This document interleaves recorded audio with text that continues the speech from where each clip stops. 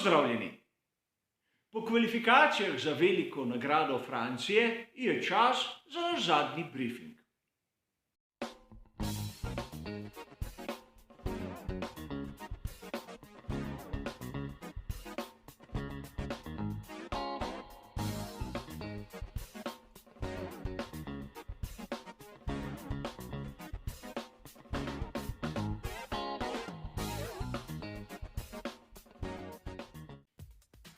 Po naši utečeni navadi bo tudi zadnji briefing velike nagrade Francije sestavljen iz 3 delov.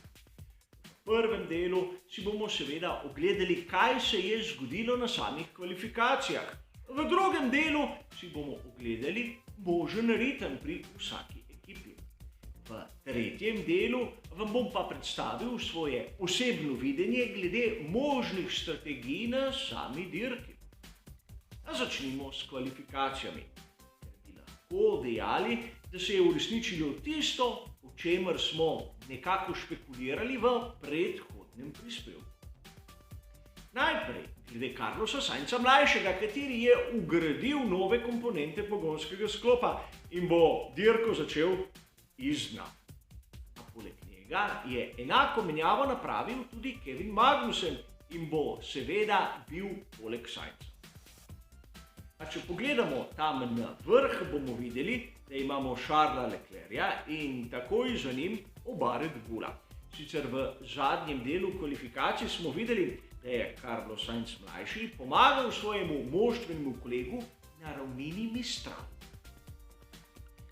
Sedaj se moramo zavedati dejstva. To je igra, ki je možna samo na samih kvalifikacijah. Na dirki žal ne. In videli smo tudi nekaj drugega, da je bil Red Bull pravzaprav hitrejši od Ferrarija prav na ravninah. Tu je nek primer, ki bo lahko to malce bolj poudaril, sektorska razdelitev na tretjem prostem treningu.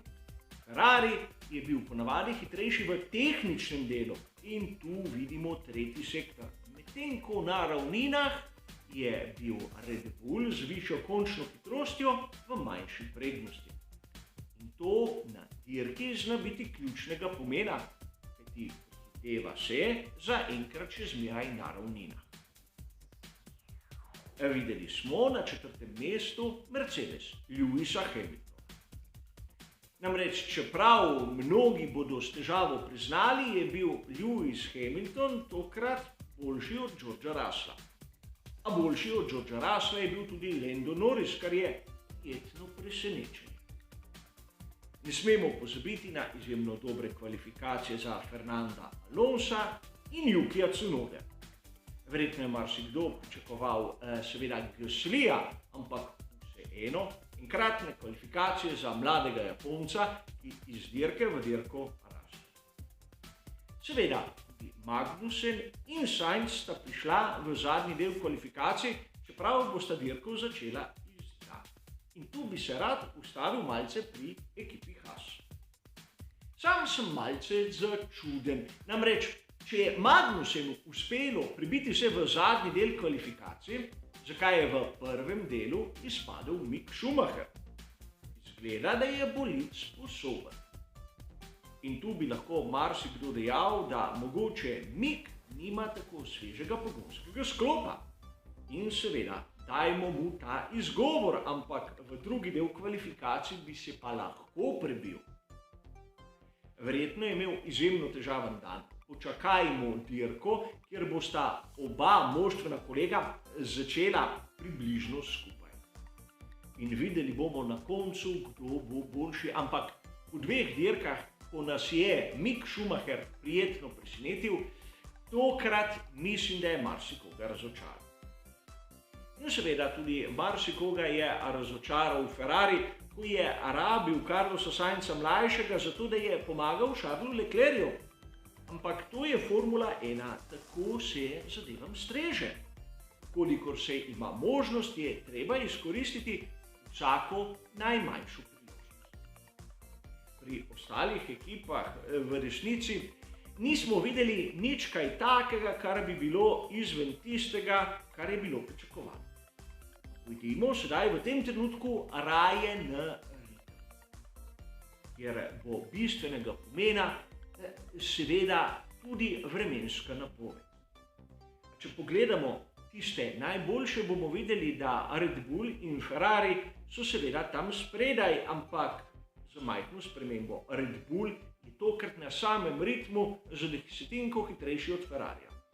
To seveda lahko ne pomeni popolnoma nič, ampak za razliko od tistega, kar smo lahko pričakovali na samih kvalifikacijah, je tu situacija obrnjena. Na tretjem mestu Mercedes, a z zaostankom približno 86 stotink na krog. Nato Alpine, približno sekunda in 2 desetinki, in nato McLaren in Alfa Tauri približno sekunda in pol. Seveda, sedaj, če pogledamo situacijo, bomo videli, da ta odraža približno štartni razpored. Namreč Haas je skupaj z Alfa Romeo F1 Team in Aston Martinom na sekundi 7, na koncu Williams z 2 sekundama in 11 stotinkami. Pri Williamsu je rezultat pričakovan, ampak treba je poudariti še nekaj. Tako Latifi kot Albon sta na prvem oziroma drugem prostem treningu uporabljala najtršo pneumatiko in to je tudi malček lahko vplivalo na izračun. Ne govorim, da je Williams kaj višji od tistega, kar smo videli, le zaostanek, kar se tiče ritma, ni tak, kot ga kaže izračun. Treba je sedaj pogledati malček napoved strategije, kjer bi pa najprej rad poudaril nekaj. Videli smo v tem vikendu izjemno visoke temperature samega asfalta, 60 stopinj in več, kar bo vplivalo na degradacijo samih pneumatik. In to zna biti odločilnega pomena za razplet celotne dirke in tudi za izbor tiste najboljše strategije. Kot običajno sem prispevek začel delati takoj po končanih kvalifikacijah. Priznam, nisem imel možnosti videti ne napovedi Pirellija, ki jih po mojem mnenju tudi še niso objavili, niti napovedi kogarkoli drugega. Zato bomo kot običajno naredili primerjavo po sami dirki v komentarjih. A treba je tu seveda vzeti zadevo tudi iz vidika, kolikšna je razlika med posameznimi mešanicami. Namreč vidimo lahko na grafiki, ki pa jo je pripravil Pirelli, da je razlika med posamezno trdoto kar precejšnja. Sam sem po izračunih prišel do zaključka, da bo prihajajoča velika nagrada Francije dirka, kjer se bodo po večini vozniki ustavili dvakrat. In najhitrejša strategija je tista, kjer bi po mojih izračunih voznik začel na pneumatiki medium, približno tretjino dirke, 18 krogov, nato nataknil pneumatiko hard, 17 krogov ali manj, in na to ponovno pneumatiko medium za nadaljnih 18 krogov. Kot ste videli na tisti razliki v ritmu mešanic, je pneumatika hard približno 9 desetink ali po mojih izračunih tudi več kot sekundo počasnejša od medium. Zato tisti srednji del bi lahko pri ekipah skrajšali, kolikor bo to možno zaradi degradacije samih pneumatik. Zato sem prvo strategijo nekako razdelil na tretjine. Vkolikor ima bolid težave z degradacijo, je možno uporabiti drugo strategijo, kjer zopet začne na pneumatiki medium za približno 13 krogov in nato dvakrat pneumatiko hard za približno 20 krogov. Vidite razliko? Seveda, strategija je počasnejša, ampak vkolikor ne zapade pneumatika v degradacijo, zna biti bolj učinkovita in konec koncev hitrejša. Tretja varianta je pa tista z enim samim postankom. V teoriji možna, ampak videli bomo, kaj bodo vozniki pokazali na progi.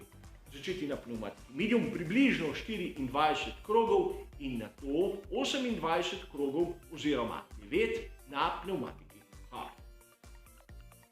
In to je moje predvidevanje, kar se tiče seveda možnih strategij za nedeljsko veliko nagrado Francije.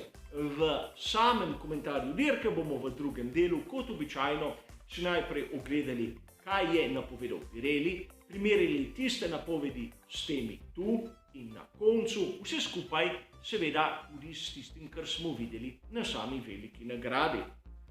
A kar se tiče zadnjega briefinga, je seveda to vse. Hvala za vašo pozornost ter seveda nasvidenje.